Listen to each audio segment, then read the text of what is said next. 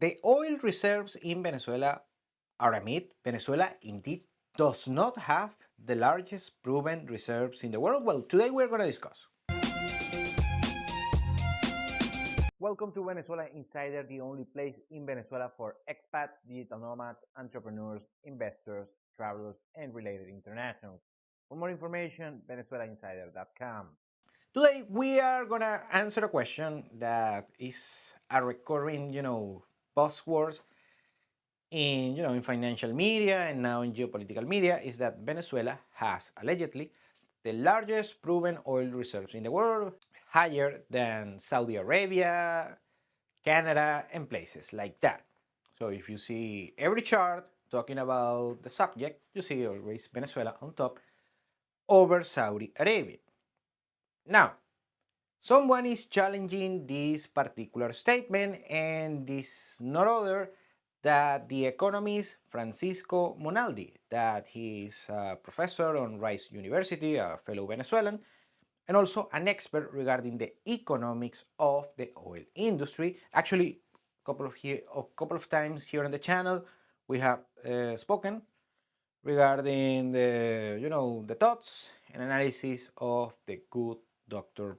Monaldi, someone I respect a lot. I have some differences, and the difference that we have is usually because he's very good. He's an economist.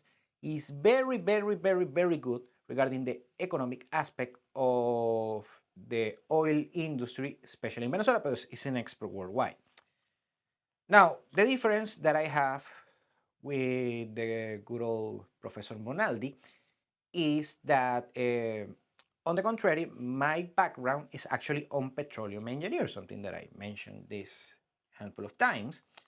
And then I shifted to the economic side and all that jazz, and then started my own company. However, on my early the dawn of my career as a petroleum engineer, actually I worked in the industry, so I focus more on the operational and scientific aspect of the petroleum engineering, and then I shifted to the macroeconomics and finance and yada yada yada, and I became a finance geek myself. But actually, I was on the engineering side first, so that's why sometimes I have differences with the good Professor Bonaldi, because he focused more on the geopolitical economic aspect of that, and he's actually very good on that, way better than I am on that regard. But on the technical and scientific side, he is not as great, and this is sometimes the difference that I have. But I agree with like 80% on whatever he has to say, and this particular episode won't be any different. Because according to Professor Monaldi, the advertised number of the oil reserves in Venezuela are 300 billion. According to him, the answer is no, it doesn't. Here's why. According to a US Geological Survey, there are around 500 billion barrels crude oil in the Orinoco Belt. That's where the largest reservoir of oil that we have in Venezuela. That will be 1/3 of the worldwide overall, oil reserves in the world. So that's quite something.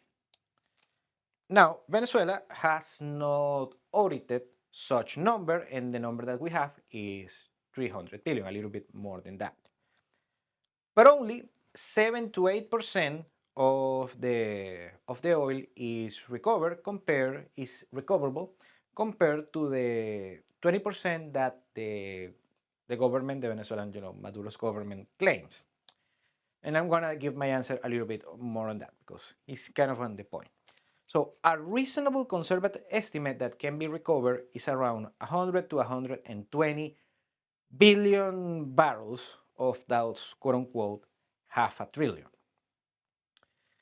80% of the oil in Venezuela is heavy crude oil. That's something that we know, but also very important that he makes the distinction that in Venezuela not only we have heavy crude oil, but also we have some light crude oil as well. And according to Professor Monaldi, the leading oil consulting experts use a lower estimate. Actually, I do it myself.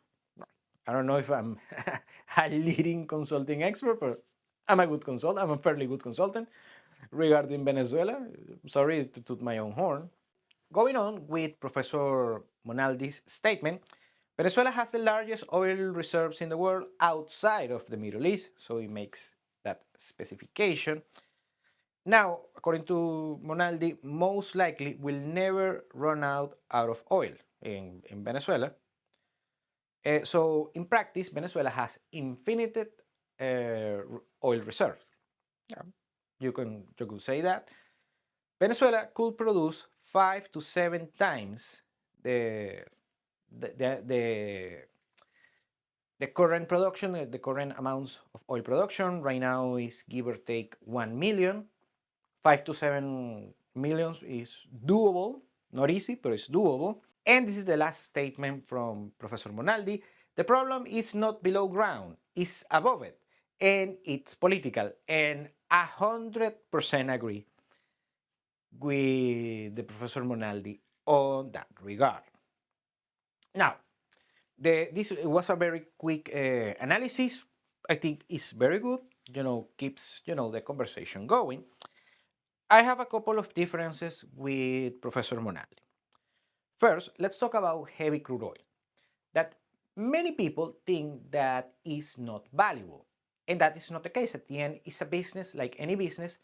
What do you care is selling, selling with a good profit, with a healthy profit, in order to keep the business going.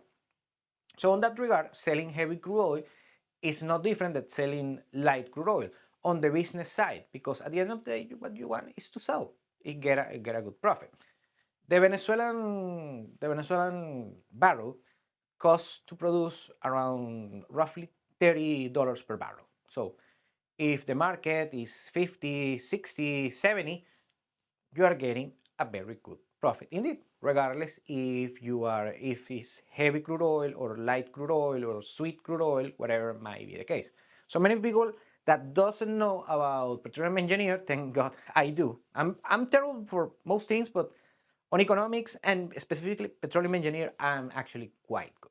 So many people say, especially these geopolitical analysts say that heavy crude oil is not valuable because it's less valuable than light crude, it's harder to get, and that is BS. There is enough technology with current conventional technology. You can get the oil from the ground.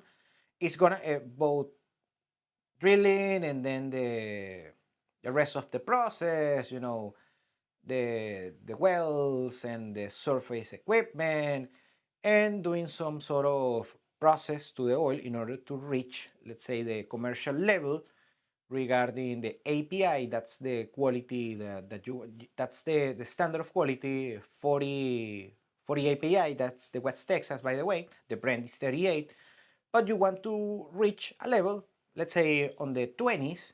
That's when the Venezuelan crude oil is actually commercially valuable and trades slightly below the oil reference, that is both the Brent and the WTI. So on that regard, many people say, oh, because the Venezuelan crude oil is heavy, yada yada, it's not worth it. I mean, they don't know what they're talking about. For instance, let's put this comparison. You most likely you have heard about the shale oil and the fracking. Let me tell you very quickly what is fracking. Fracking is a process, of course, of getting the oil on the shale that you have on the formation. Usually on conventional petroleum engineering, you have the oil on a sand that is trapped, it's like a sandwich between two layers of shale.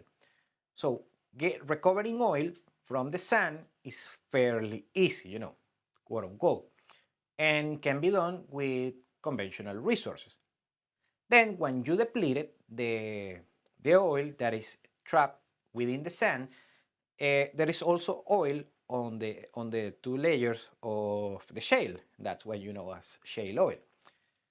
However, that amount of oil trapped within the shale layers is harder to get because shale is very hard. You need to drill very well, and also you end up recovering less oil than when you do with the sand. But of course, when you depleted the sand, that you go for the shale. So that's basically what fracking does: is drilling using a particular technique in order to fracture the shale and get and recover the rest of the oil from the shale layers, and that's basically fracking.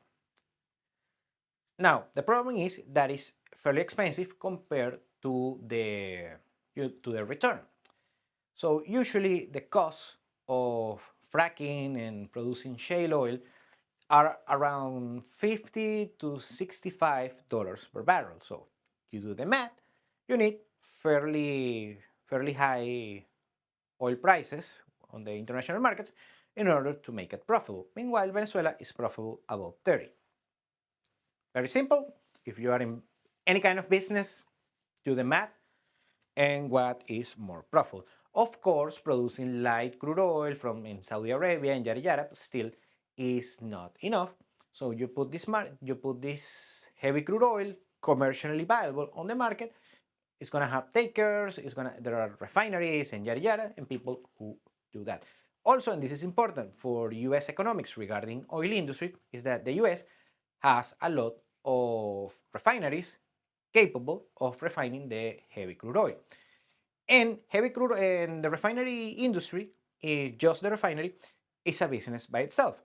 And when you refine heavy crude oil, is more a complex operation, a more added value activity, therefore more profit on just that particular operation. And that's one of the reasons why the US has the capacity in order to refine heavy crude oil. So this is just on the business side. Now, the differences that I have with Monaldi are the first when he talks about the 7 to 8% recoverable uh, rate of the reserves, the heavy crude oil reserve. And actually, that's a given. As a petroleum engineer, I can tell you that when you have heavy crude oil, you are gonna get only a fraction of what is known the original on-site oil. In this case, it is 500 billion that, according to him, is like half the official estimate. But yeah, let's go 300, 500, whatever might be the case. You, on paper, you make the plan that you're only going to recover roughly 10% of heavy and extra heavy crude oil. This is with conventional techniques of petroleum engineer. However, the petroleum engineering business is always innovating like any other business, especially, like AI, IT, biotech, medicine, construction, electronics, whatever might be the case. They are always innovating. And actually, just fun anecdote, when I was starting my career as a petroleum engineer, when I was supposed to only work for the oil companies. Thank God that didn't happen. I mean, I like to have them as a consulting clients, but not working for them 24/7. Anyways, when I was starting, actually, I was going to specialize on EOR, Enhanced Oil Recovery Methods, that use thermal systems, thermal techniques, and mechanical techniques, and yada, yada, yada, yada, in order to enhance, like the word says, the production output of heavy crude oil. And actually, I went to Canada, to Alberta. They have a lot of heavy crude oil and extra heavy crude oil as well. And I was actually poised to become an expert on that particular field. However, back then it was 2012, 2013, and the oil prices collapsed. They went from $100 per barrel to 20, the bottom on 2015, and that this incentivized the research and development for enhanced oil recovery for the heavy crude oil because it's extra expensive. But at least you can get 10% of those reservoirs. Let's call it like 30 billion barrels, so that's quite a lot. So, like Dr. Monaldi says, the the reserves in Venezuela are in practice infinite. So you can get those 30, easily 30 billion, and with EOR techniques, you can get something like 60 billion, depending on the technology on the future when we run out of this particular 30 billion barrels. That's still a lot. Okay, that's one thing. And the other thing, according to Monaldi, that he is very conservative on his estimations on recovering the oil industry in Venezuela. And I don't completely get it. I mean, I completely get it. I don't agree with him 100%, but my time frames that you guys know that I like to be conservative, especially when I give you advice, the ones that you are already my clients. But I'm still being conservative. My estimations are way more optimistic compared to the good old Professor Monaldi. He has an estimation that Venezuela can recover what used to recover at the peak. It was 3.4 million barrels per day. Right now it's roughly 1 million. So it's a spread of 2.4 billion per day. He estimates 15 years. I don't.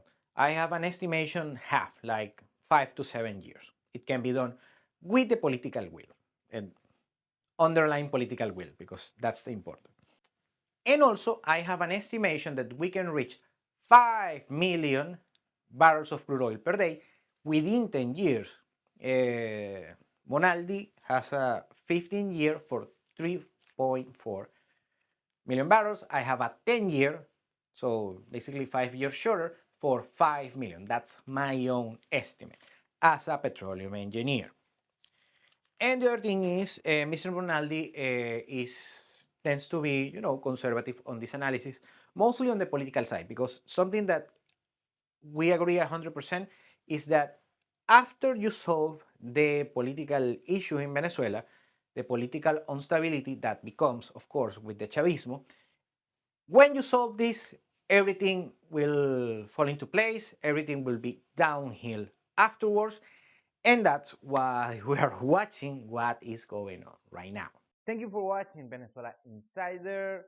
Please like, share, and subscribe. Follow us on social media. If you want to work with us, venezuelainsider.com. Thanks again and have a nice day.